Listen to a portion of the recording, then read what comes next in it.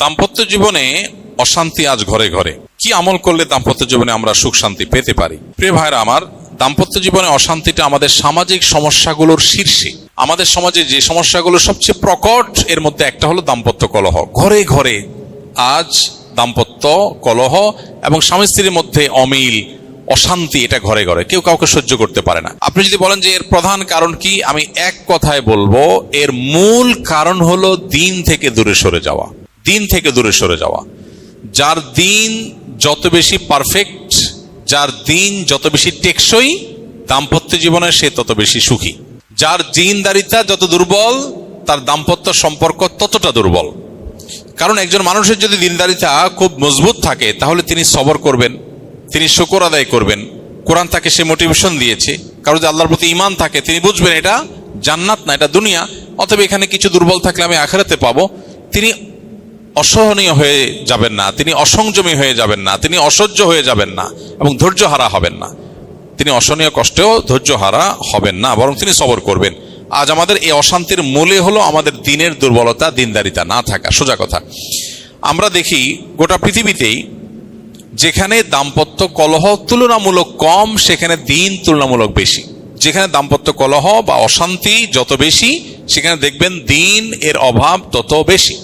গোটা পৃথিবীতে আপনি এটা অল ওভার মিলায় দেখতে পারেন যে একজন মানুষ, তাকে আল্লাহ তাআলা পার্থিব সম্পদ এবং প্রাচুর্য কম দেন নাই। বিশেষ করে পশ্চিমা দুনিয়াতে তাকালে দেখি আমরা ওদের নাই কি, পার্থিব জীবনের ভোগের সব উপকরণ আছে, কিন্তু ফ্যামিলিগতভাবে দাম্পত্য জীবনে তারা অত্যন্ত অসুখী। তাদের পরিবার ভাঙাটা সকাল বিকাল ভাঙে গড়ে, এবং এটা খুবই ঠুনকো একটা ব্যাপার তাদের মধ্যে। এই জন্য আমাদের মূল দুর্বলতার জায়গা হলো আমাদের দিনদারিতা, সেই জায়গাটা আমাদের মনোযোগ দিতে হবে। দাম্পত্য কলহের অন্যতম একটা বড় কারণ হলো আজকাল আমাদের প্রদর্শন প্রিয়তা। কিছু হলেই ফেসবুক, সোশ্যাল মিডিয়া এসব প্রচার করতে হবে। বইয়ের, স্বামী স্ত্রী পরস্পরের, সন্তান সন্ততির, এগুলো যত বেশি প্রদর্শন করে মানুষ, তত বেশি বদনজর লাগে। এটা খুবই ডেঞ্জারাস জিনিস। আমরা অনেকে হয়তো বদনজরের ক্ষতিকর দিকগুলো দেখি না, বুঝি না। আমাদের কাছে খোলা চোখে হয়তো মনে হয় যে বদনজর আবার মানুষকে কিভাবে ক্ষতিগ্রস্ত করে। ভাইরা আমার, এর চেয়ে বড় ডিজাস্টার কি আছে? গোটা পৃথিবীতে মানুষ সুখের সমস্ত উপকরণের মধ্যে থেকেও ডিপ্রেসড। এখন মানুষ যত ডিপ্রেশনে আছে, আগের যুগে মানুষ কি এত ডিপ্রেশনে ছিল? দিন যত অতিবাহিত হচ্ছে, মানুষের ডিপ্রেশনের পরিমাণ বাড়ছে না কমছে? পুরো পৃথিবীতে ডিপ্রেশন এবং মানসিক রোগের পরিমাণ দিন দিন বাড়ছে। একদিকে আমরা দেখছি যে মানুষের ভোগের উপকরণগুলো বাড়ছে, উন্নত হচ্ছে, জীবনটা একেবারে ইজি হয়ে যাচ্ছে। তাহলে তো মানুষ মানসিকভাবে সুখী হওয়ার কথা না, হচ্ছে উল্টাটা। এর কারণ কি?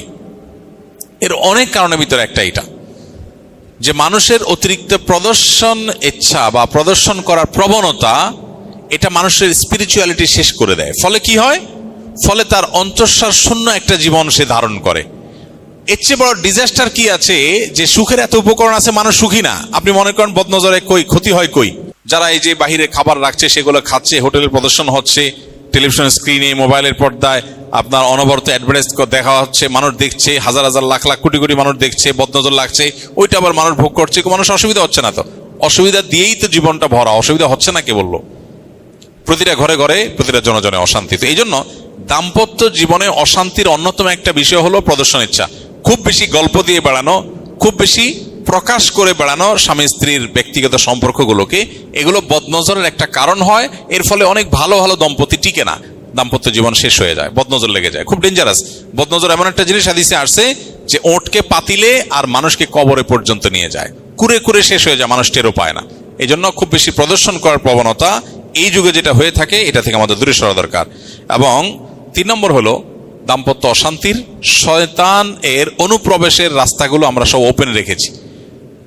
অনেক শয়তান অনুপ্রবেশের রাস্তা আছে। এর ভিতরে একটা হলো হারাম উপার্জন। হারাম উপার্জন করলে সেখানে শয়তান অনেক বেশি দখল করতে পারে। শয়তান তার খেয়াল খুশি মতো প্ল্যান করতে পারে, সে ডেস্ট্রয় করে। আপনারা একটা হাদিস শুনেছেন, শয়তান তার সিংহাসন পানির উপরে স্থাপন করে এবং শয়তানের সদস্যদেরকে যত কাজ দেয়, হোমওয়ার্ক দেয়, এর মধ্যে সবচেয়ে যে কাজে শয়তান বেশি খুশি হয় সেটা কোনটা? দাম্পত্য সম্পর্ক ভাঙতে পারলে, একটা বিবাহ বিচ্ছেদ হলে শয়তান সবচেয়ে বেশি খুশি হয়। একটা মানুষ খুন করলে শয়তান এসে খুশি হয় না। একজন মানুষকে মাদক আসক্ত করতে পারলে, মাদক সেবন করাতে পারলে শয়তান এত খুশি হয় না। যত খুশি হয় একটা সংসার ভেঙে গেলে, তাহলে বুঝতে হবে এটা মানুষের জন্য, ইমানদারদের জন্য কত বড় ক্ষতিকর বিষয়। আপনারা বেশিরভাগ মানুষ অবিবাহিত, এখনো জীবনের এই চ্যাপ্টার আসে নাই, আল্লাহর কাছে দোয়া করেন এখন থেকেই আল্লাহ যেন দাম্পত্য জীবনে সুখ শান্তি দান করুন। অনেকে আবার দাম্পত্য জীবনে সমস্ত অশান্তির হিস্ট্রি শুনতে শুনতে এখনকার যুবকদের মধ্যে বিবাহ ফোবিয়া চলে আসছে, বিবাহ ভীতি তৈরি হয়েছে, অনেক ছেলে মেয়েরা বিয়ে করতে চায় না। এটা আরেক সমস্যা।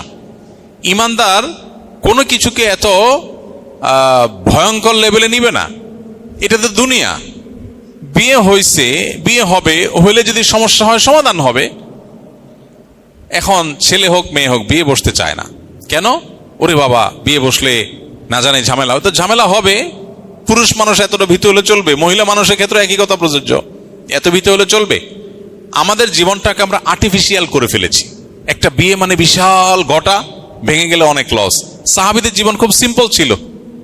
বিয়ে করতে আসছে একজন, বনিবনা হয় নাই, পাশে থাকে একজন, কয় তাহলে আমি রাজি আছি। ঠিক আছে, রাজি আছো? ওকে, ঠিক আছে, বিয়ে হয়ে গেছে।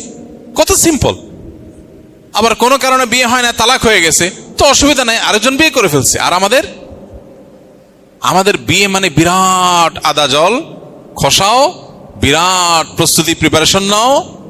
জীবনে যত বেশি ঘটা, যত বেশি আনুষ্ঠানিকতা, যত বেশি আড়ম্বরতা, জীবনটা তত বেশি কঠিন হয়। আমরা জীবনটাকে কঠিন করে ফেলেছি। সাহাবা ইকরামের জীবনটা খুব ইজি ছিল।